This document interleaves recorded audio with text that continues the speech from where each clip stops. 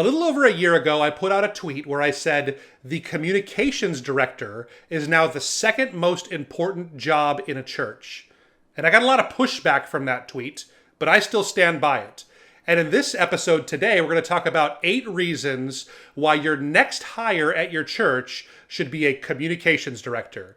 We hope this conversation helps your church reach more people and grow. This is the Reach Right podcast. Well, hey guys, welcome to the Reach Right podcast, episode number 81. I am your host, Thomas Costello, and with me, as always, is my co-host, Ian Hyatt. Hey, Thomas. Hey, man, how's it going? Going good. A little warm for a winter's day here in Austin, Texas. But I know that's par for the course for you in Honolulu. So there you go. It definitely is. It definitely is nice, warm beach weather, I would say. So we do get some change here. I will say, like, it does change from time to time.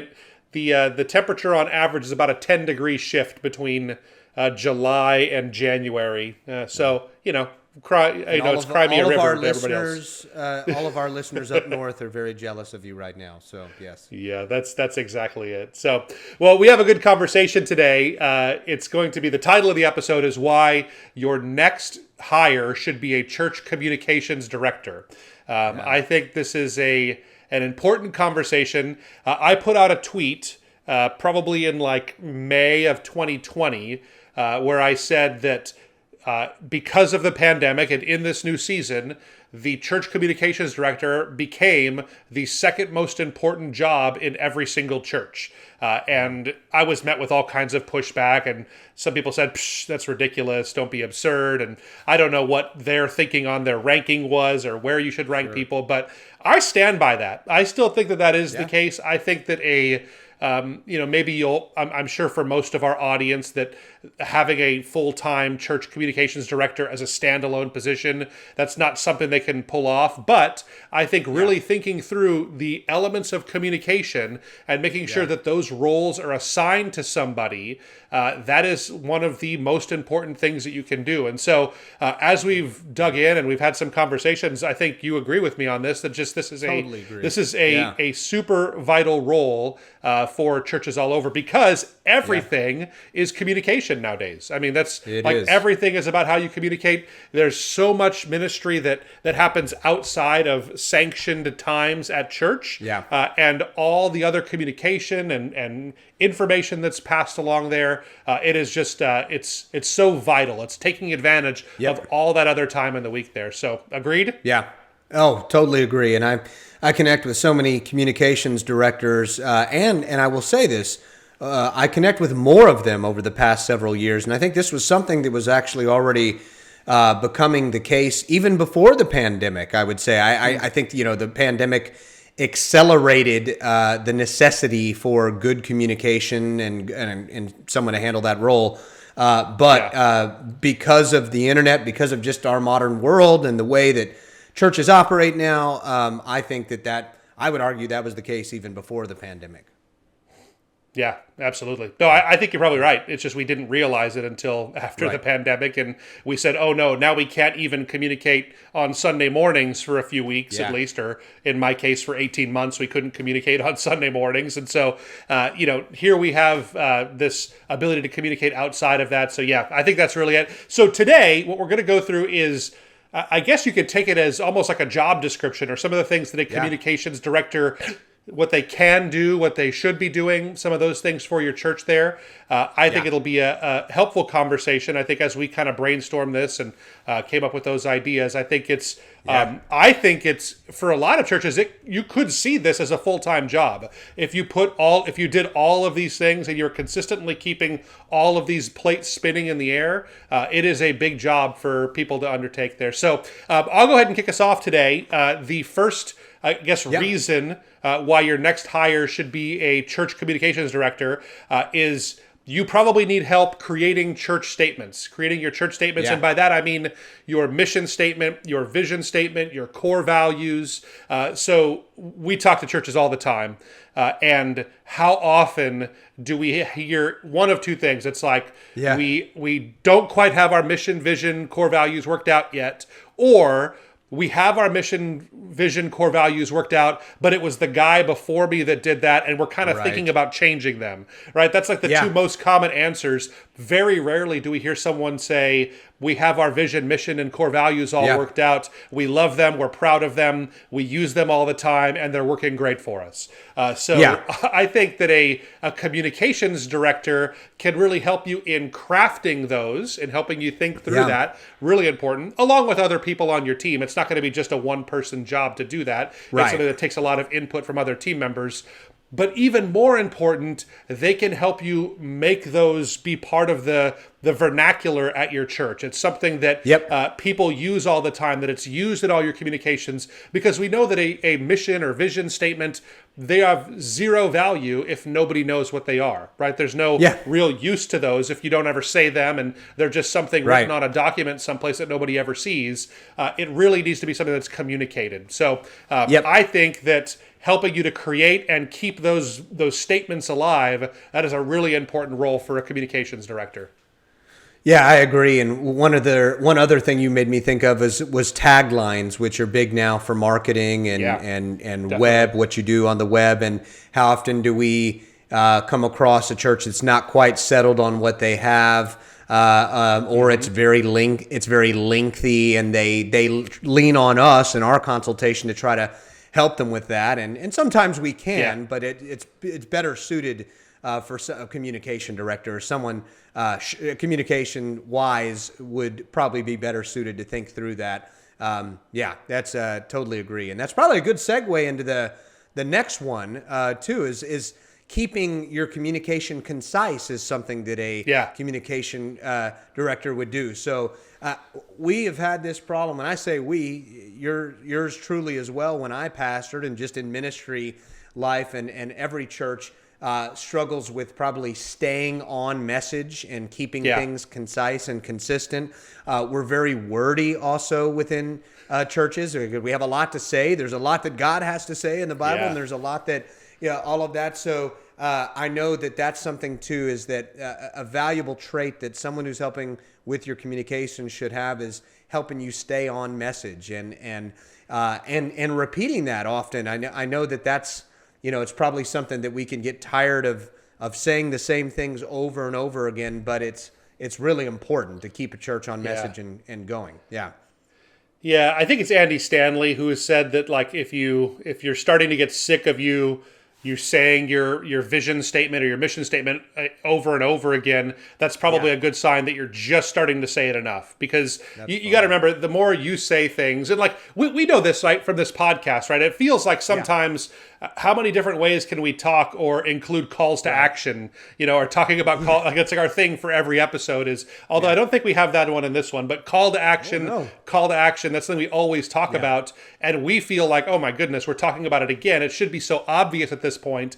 But we have to remember that people that even our most dedicated followers of this podcast, they may not be waiting or watching every single week. They might miss a week here and not have heard it for a few weeks. So if they hear once a month us talking about call to action, that might be okay. So same thing goes for your church. If you are saying your mission statement, over and over again, sometimes you think, man, people must be getting tired of hearing this. In reality, they're not hearing it anywhere near as much as you're saying it. It just feels like you're saying it a lot. So, and to your point about being concise and being, really laser focused, and we can tend to be wordy. Lord knows that I definitely tend to go that way. I think that is such an important skill for a communications director or just people in general. I tell my kids that the most valuable skill they're going to learn in middle school, high school, it's going to be like the writing skills that they pick up there. And really, I find that in my job, I'm sure in your job, all the written communication that we do now, that is so important. And if we are wordy and unclear in those things, it really can totally change the message and change people's experiences. So if we're really serious about discipling people and reaching them for Jesus, the more clear we can be with our communication, with our processes, all those things, the better off we'll wind up being. So they help you stay concise. That's important. Yeah, good stuff. Next one is they help you post on social channels consistently. This probably would be the biggest thing that a communications director can bring to your team as far as the actual time spent in doing this. Because I can't tell you, like, it is a giant wormhole when you go into the social media channels, and it can take so much effort and time and management and all of those things that go into managing a social profile to be able to really get those things dialed in. That's why, churches will come to us sometimes and say, hey, which social channel should I be doing? The right answer to that is only the one or two that you can manage to do, that you can keep up with. Right. And so if you're going to actively use these, I think we've talked about this before on the podcast, but Facebook, you ought to be posting at least once a day. If you're going to be on Instagram, probably 3, 4, 5 times a week. If you're going to be on Twitter, you probably ought to be posting 3 to 5 different tweets every single day, is how much it takes to kind of keep up with these channels and be using it adequately. And so, you can post less than that, but if you want to get the most out of it, you need to be consistently doing that. And that's a huge brand building challenge, I think, for pastors who are pulled in a million directions already, trying to remember to do that. And that's just the posting, right? On top of that, you have all the interaction that actually makes social media social. Thinking through what you're going to say, and post. I mean, a good. Let's say you do. We talked about doing scripture graphics. That would be something that a lot of churches, maybe you'll do that once a week. You have a plan where you do certain posts on certain days of the week. We had a whole episode dedicated to helping you think through that. But if you're doing a scripture graphic once a week, you have to think about what the scripture is that you want to share. Yeah. You have to get into Canva or any other editor you're going to do and make the graphic. You have to get the post ready. You have to add your other sub post to it. And then on top of that, you have all of the comments and interaction that people are going to say. So every time someone says, hey, I love that scripture, that means a lot to me, you want to write back and have a comment on that. Every time someone comments on Twitter, you want to retweet and you want to do those things. And that is, we're talking to do just those 3 channels, which are probably the most important for churches. You're talking about dozens of hours a week, I would say, of actual work. And so that's where a lot of this time might be going, is to managing these kinds of profiles and keeping your social media active there. So big job. And that's why it's worth it, if you can, if it's within your church's budget, to hire a communications director, or if it's not in your budget in your smaller church or whatever, to at least find someone on staff or someone heavily involved in the church to do that consistently. Because how many times have we heard that? And again, if you have a volunteer that's doing an amazing job of that and keeping up with it, then great. But how often do we hear that's not the case? Someone was maybe doing it for a couple of months and then it fell off and you haven't posted or anything for months. So that's a good point. I would try to get that person, because it's such a big job. You're exactly right. Like unless you have someone that doesn't need other work, I think that this is something you probably want to pay someone to do, if you don't want to take it on as part of your own job as a pastor or leader of a church there. But I think this needs to be in someone's job description, and know that 10 hours a week or something like that at least is going to be spent managing these profiles. That's really important.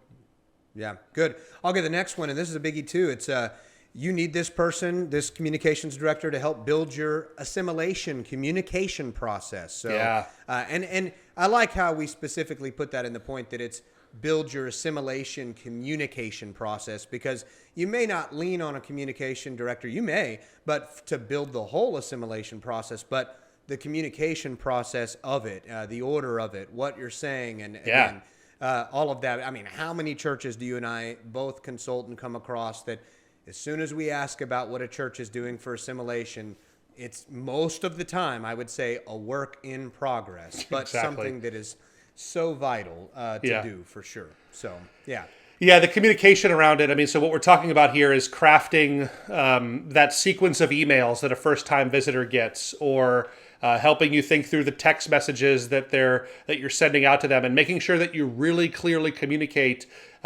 in each one of those pieces of communication what you want somebody to do next, how they can take their next step into life at the church, all of those kinds of things. I even would put into there some of the language that you cover in whatever your starting point, growth track, membership classes are. I find that most churches, they either just took whatever Rick Warren did with his class system and then modified it, or took whatever ARC churches offer and modified it and made it theirs. You probably want to have someone spend a little bit of time in making sure that those are really tailored for your church. And I imagine a lot of our audience are saying, yeah, I've been meaning to get to that, but I just haven't had the time because it's such a big undertaking. I see this copywriting and just content creation is such an easy thing to back burner for people, but it is so important. I think we all know innately that we have to get to it, but it is something that's kind of such a big undertaking that we're sometimes scared to kind of jump in on it with that. So that's good. That's good. Good. You reminded me that our worship pastor at our church, when the pandemic happened, I was talking to him and he was like, I was just doing worship before, and now I've become a copywriter and a content creator, and it's just not my thing. So again, better suited to probably a communication director. So that's good. Yeah, absolutely. No, I'm in agreement there. So next one is handle your weekly newsletter, your church newsletter. So many of our people we talk to, this is the king of the afterthoughts, right? The weekly church newsletter is just something that we have always done. We kind of have to do it. We don't like doing it. We don't really see any value in it. It's just something that we do to kind of make sure all the announcements we talked about on Sunday, to make sure that they're in email form as well. It has to be more valuable to you than that. If that's your only reason, find a reason to get rid of it. You don't need to do that anymore. But I would say that rather than just getting rid of it, your best bet is to maybe change the purpose of your weekly newsletter there, because I think that weekly newsletters can be very valuable. We've talked a lot about that on episodes of the podcast before, but really the purpose of this is to help people take that next step towards becoming a part of the church family, or taking the next step to growing closer to be more like Jesus, to move further in the discipleship process and growing in those ways there. So it is not just a way to talk about events. You need to be really thinking about this each week, week in and week out. And I think for most churches, having someone that is the champion of your church newsletter and takes responsibility for it, that really is important. So managing that is going to be a big part of their job. That's good. I don't have much to add there. Newsletters are still very relevant for sure. Yeah. And there's a lot to think through with that and communicate. So next one, if I can tackle that, and this one might be one that a pastor says, really? Because it comes off as so technical, but that's have a communications director handle local SEO for you. Now, SEO is a term, means search engine optimization, but it's a term that a lot of pastors now are more aware of than ever before. 5 years ago, I talked to a pastor like, no, what's that? Now most pastors are aware, have some sort of an idea what it is, but being visible online when people are searching is extremely important. And there are some simple steps that someone doesn't have to be super technical for. Now, there's deeper steps that are technical and take some help. And possibly your communication director will want to outsource this work to someone or a company and be the point person to communicate with them, because there is a lot of work with it and some technical pieces. But how vital is that now? Everyone is Googling everything from these, and you want to be visible there and rank well. So, and it is time consuming, much like the newsletter we just talked about and other things. So having someone handle this as well is a good thing. Yeah, I think that what the communications director, what their role is in local SEO, it has more to do with what people are going to read and see and hear about your church. So there's all the technical stuff of getting your church listed on dozens and dozens of different directories out there and making sure you're using the right kind of key terms and those things. And so that might be something that makes sense to outsource to do that somewhere else. So what the key to local SEO, though, just so our clients, or I guess our Reach Right family here knows what this is about. This is about getting people, when they search with a local intent, so they're searching for something like churches near me, to getting your church to rank in the Google Map Pack. So the very top of most searches now is going to be the top 3 results that are right in their area there, and getting to rank on that. Now, the thing about that is that those people that, when you rank on that, you are not typically people aren't going on to your website from there. They see you ranking there, and they'll see how to get to your church. They'll see the information you put in your Google profile. They'll see the pictures that you put in your Google profile. They'll see all of that information. So tailoring the way your Google business profile looks and the words you have on there, that really is the communications director's job, to making sure that some of that same messaging, what you guys want to say about yourself, is consistent and it's put out on your Google business profile there. So that's the key thing, I would say. Lots of other things can be said about that. We, in fact, have a whole episode coming up next week that's going to be all about the difference between local SEO and organic SEO, but just SEO in general for churches. I think it'll be really helpful to everybody that's listening to this one here. So that'll be good. Cool. Next one. I'm sorry, did you have something else there? No, I didn't. As a matter of fact, I was just going to say, I'm glad you pointed out, other than the technical stuff, that it's communicating. It's what people see and hear about your church. So that's a good point. Yeah, that's it. So, all right, next one, back to, we're talking about Google Business Profile. This next one is that you actually need this person to manage your website content as well. The days where you had to have a technical master doing your church website, those are long gone now. The average person that can edit a Facebook profile or they can get in there and put together tweets or edit Word documents, they probably have the skill set, or at least with a little bit of help, they can figure out how to make normal content edits to a website. Now, we're not talking about building a website. That's a different beast, and that might be a different skill set. But when it comes to once a website is built, most of your work is going to be in continuing to keep content up to date, always adding new content. That's all part of that. So the main ways this happens for churches is adding sermons, adding events, and making any other little changes that have to happen on your church website. But sermons and events, those are the two big things. We really encourage churches to blog as well, too. I think if you have leaders blog, that is great. But here's the thing is you need your communications director to help you make sure that the content on your sermon posts, your event posts, is totally and perfectly dialed in the right way.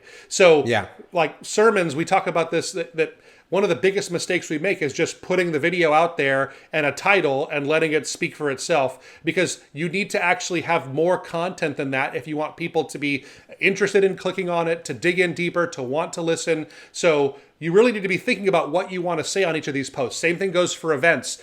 We know from doing church announcements that if you just say, hey, Vacation Bible School's this week, it starts on Monday at 9. If you just say that, no one's going to come to VBS this year, right? You need to talk about why it's important and the reason behind it, and why we do it, and how we need volunteers. And so all of that needs to be reflected the same way on your website when you're creating events. A communications director can help with that. Yeah. And there's been a saying in the web world for years now that still holds true. And this was the case, almost 15 years ago when you and I first kind of got into this industry, that content is king. Right. And I think now with churches understanding the importance of your website and social media and everything that you do online, content's become even more important because it used to be that, can we just get some people to get onto our website and, just have some basic information there. It's more in depth now. What you're saying to who you're trying to reach and communicate to is vital. So having someone think through that's even more important now. Yep, that's it. So good. I'll bring us home. Last one's also, last but not least is you need this person to help create video content. That is so vital now. And I think most people know that. I still, though, I can't even tell you how many, not just church websites, but when I look on a church's social media presence as well, just the lack of video. Now, I will say churches have done a much better job of boosting this and stepping up to the plate with this since the pandemic. Because churches knew we had to get online and for people to watch our services and to connect with people. So we've seen an increase in video and even not just with sermons, but there's so many different creative things you can do with video. But people are visual. Nothing has changed, especially your millennials, Gen Zers, and on. Even more visual than we are. As I guess you're barely a millennial. I'm barely a Gen Xer. I'm almost a millennial by 1 year. But anyway, so all that being said, even for us, it's important. But I think for this next generation, I mean, as much video content out there, so you need someone handling this. So it can't just be a sporadic video once a year. Yeah. So I just thought, this is kind of an aside, but I just noticed that you talked about, I think 5 years ago, we all would have been like, I'm not a millennial, one of those millennials. Those guys are like, they had all those, we just made fun of, they were the butts of all jokes were millennials, right? And now our tune has changed. Man buns and right. Onesies and all that. Yeah. But our tune has changed nowadays, where it seems to me like you're saying that, I'm not a Gen X. I'm almost millennial. I'm kind of more like a millennial at heart, not really a Gen Xer so much. So I wouldn't have said that until I turned 40. So how about that? So. There you go. So for videos, I think a couple of ones, just so our audience knows what we're thinking about. These are videos like welcome videos. Those are great on your website. So like a 60-second video. I think a communications director can help you really hone in, because really it's about being concise and clear. If you have 60 seconds, because no one's going to listen to a 9-minute welcome video. No. You want like a 1 minute, maybe 90 seconds, something like that. Yep. Being super concise, and because you really only have like 5 or 6 sentences you can get out in that time. So making sure that you really hone that in and say exactly what you want to say. That's big. We're seeing more and more churches doing kind of explainer videos for some of their key ministries, youth ministry, children's ministry, men's, women's, those kinds of things. Again, short videos, but helping you really craft that message. A communications person can do that. Now, they're not going to necessarily have, maybe you'll get one and you'll have a unicorn that does all the video editing and all that stuff too. But in most cases, you'll need someone else to do all of that. But really, it is 2 different jobs. It's like thinking the person filming in Hollywood isn't the same guy writing the script. And that's not the same guy doing the editing, right? So these are 2 wildly different skill sets, the editing and creation of videos and actually creating content and writing the scripts for these videos. Totally different skill sets, totally different sides of the brain, I would even say. One's more of a creative, one's more of a technical skill set. So your communications director is going to be the person who's going to be great for something like that. That's good. That is good. Cool. Well, good. Well, guys, thank you so much for being a part of our Reach Right family. I hope this has been a helpful conversation to you. I hope that you can, or you start to consider how you could maybe incorporate a communications director onto your team there if you don't have one already. I think even if you only have the budget for a volunteer person, getting someone to start to champion these areas, that is one of the most important things that you can do. So hopefully this conversation was helpful on what that job is going to look like. If it has been helpful, it would mean the world to us if you would rate, review, subscribe. Let us know in the comments if it has been helpful to you. We want to thank you so much for being a part of our Reach Right family, and we hope to catch you next week. See ya.